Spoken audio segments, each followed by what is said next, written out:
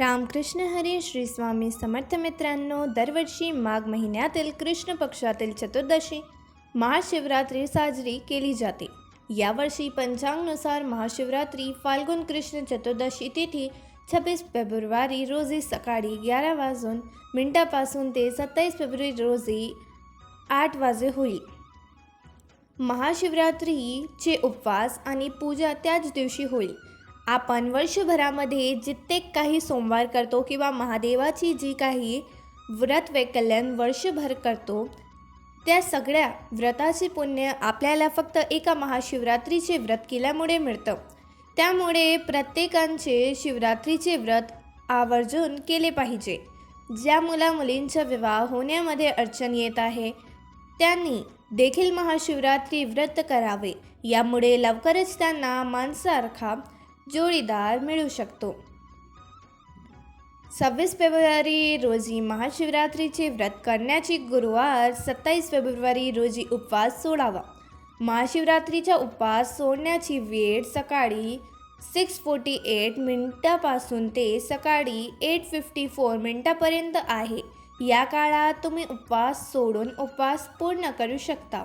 महाशिवरात्रीचे व्रत लहान मुलं, स्त्रिया, पुरुष घरातील सगळ्यांनीच केले पाहिजे.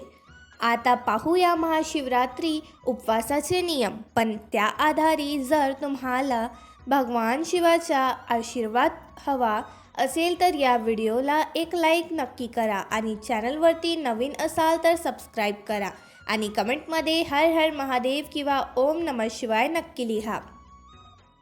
पहिला, महाशिवरात्री उपवासाच्या दिवशी सकाळी लवकर उठून पाण्यात काळे तीळ टाकून आंघोळ करावी. शक्य असल्यास गंगा स्नान करावे किंवा आंघोळीच्या पाण्यात गंगाजल देखील टाकून तुम्ही आंघोळ करू शकता. दुसरा, उपवासाचे इच्छित फळ मिळण्यासाठी उपवासाच्या दिवशी शक्यतो फल आहार करून उपवास पकडावा. परंतु ज्यांना काही कारणास्तव फल आहार करून उपवास करायचा नसेल तर ते फराळ करू शकतात. पण पांढरे मीठ सापडण्याची सेंधव मीठ वापरावे असे म्हटले जाते. शेवटी उपवास हा आपला श्रद्धा आणि भक्तीवर असतो. तुम्ही फल आहार करून उपवास करा किंवा फराळ करून, फक्त मनोभावे करा. मनातील इच्छा भगवान शिवशंकर नक्कीच पूर्ण कर. तिसरा, कांदा, लसूण, मांसाहार, दारू यासारखे तामसिक पदार्थाचे उपवासाच्या दिवशी सेवन टाळावे. उपवास करण्याचा असेल तरी देखील आणि जे उपवास करत नसतील त्यांनी देखील किमान शिवरात्री दिवशी या पदार्थाचे सेवन करू नका. उपवासाच्या दिवशी दिवसभर भगवान शिवाची मनोमन आराधना करावी. या दिवशी महामृत्युंजय मंत्राचा देखील जप करावा. यामुळे आयुष्यातील दुःख, संकटे नष्ट होतात. व्रताच्या दिवशी दिवसाला झोपू नये. शास्त्रानुसार दिवसाला झोपल्याने आपल्याला व्रताचे पूर्ण फळ मिळत नाही. पण ज्यांना काही शारीरिक त्रास असतील तर ते झोपू शकतात. महाशिवरात्रीचे व्रत काही जण निर्जला म्हणजेच काहीही न खाता पिता किंवा केवळ पाण्यावर, काही जण फल आहार तर काही फराळ करून करतात. आपल्या इच्छाशक्तीनुसार आणि शारीरिक क्षमतेनुसार व्रत कसे करायचे ते ठरवावे. दुसऱ्याचा हेवा करून व्रत करू नका. जर फराळ करून व्रत करत असाल तर साध्या मिठाऐवजी सेंधव मिठाचा प्रयोग करावा. उपवासाच्या दिवशी ब्रह्मचर्याचे पालन करावे. शरीर आणि मनाची शुद्धता राखून ठेवावी. म्हणून स्त्री पुरुषांनी दोघांनी ब्रह्मचर्य पालन करावे. उपवासाच्या दिवशी कोणाशीही भांडण तंटा करू नये किंवा निंदा करू नये. खोटे बोलून दुसऱ्याचे मन दुखवावे नाही. आपले आचरण केवळ सात्विक ठेवावे. शिवपुराणात महाशिवरात्रीच्या दिवशी रात्री जागरण करण्याला अतिशय महत्त्व सांगितले आहे. काही ठिकाणी रात्री जागरण करून भगवान शिवजी पूजा मंत्र जप केला जातो. यामुळे व्रताचे फळ दुप्पट मिळते अशी मान्यता आहे. ते केवळ आपल्या श्रद्धेवर अवलंबून असते. उपवासाच्या दुसऱ्या दिवशी सकाळी व्रत सोडावे. त्यासाठी सात्विक अन्नपदार्थ खावे. ज्या स्त्रियांना मासिक पाळी आली असेल त्यांनी केवळ व्रत करा, पूजा न करू. मनापासून श्रद्धेने व्रत केल्यास पूजा न करता देखील तुम्हाला व्रताचे पूर्ण फळ मिळेल. गरोदर आणि स्तनपान करणाऱ्या स्त्रियांनी शक्य असेल तर उपवास करावा, नाहीतर केवळ भगवान शंकराची पूजा विधी आणि मंत्रजाप केला तरी देखील चालेल. महाशिवरात्रीला काही ठिकाणी भगर हा पदार्थ खाल्ला जातो, पण काही भागामध्ये अशी मान्यता आहे की सोमवारच्या उपवासाला भगर खाऊ नये. परंतु तुमच्याकडे भगर खाल्ली जात असेल तर तुम्ही खाऊ शकता. शक्यतो सोमवारी किंवा महाशिवरात्रीला स्त्रियांनी केस धुवू नये. धुवायचेच असतील तर आदल्या दिवशी धुवावे. यश, समृद्धी, शांती आणि आनंद मिळवण्यासाठी भगवान शिवाला बेलपत्र, धतुराचे फळ, कच्चे तांदूळ, दूध, दही, चंदन, तूप, पाणी, भांग, उसाचा रस अर्पण करावे. या व्यतिरिक्त दुधापासून बनवलेल्या मिठाई, बर्फी, पेढा आणि खीर यासारखे पदार्थ भगवान शिवाला अर्पण केले जातात.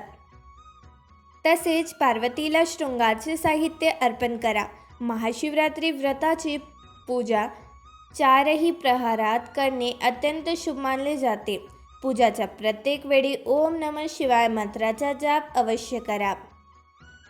उपवासाच्या दिवशी सकाळी शक्य असल्यास ब्रह्ममुहूर्तावर उठून भगवान शिवजी मनोभावे पूजा मंत्रजाप केल्यास इच्छित फळ मिळते. त्यानंतर सूर्योदय झाल्यावर सूर्यदेवाला अर्घ्य अर्पण करावे आणि व्रताचा संकल्प करावा. महाशिवरात्री उपवासासाठी शुद्धतेला विशेष महत्त्व असते. या दिवशी स्नान करून स्वच्छ वस्त्र परिधान करणे आवश्यक आहे. त्यानंतर नित्याची देवपूजा करावी. महाशिवरात्रीच्या दिवशी दिवसभर शिवाजी पूजा केली जाते. ओम नमः शिवाय मंत्राचा जप केला जातो. संतती प्राप्तीची इच्छा असेल तर जोडीने श्रद्धापूर्वक भगवान शंकराची पूजा करून उपवास केल्यास निश्चितपणे फळ मिळतो आणि संतती प्राप्तीची इच्छा पूर्ण होते.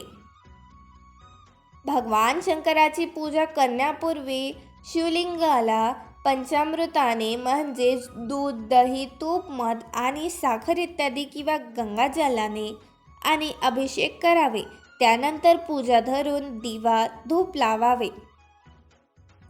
शिवरात्रीची पूजा रात्री एकदा किंवा 4 प्रहर म्हणजे 4 वेळा देखील करता येते.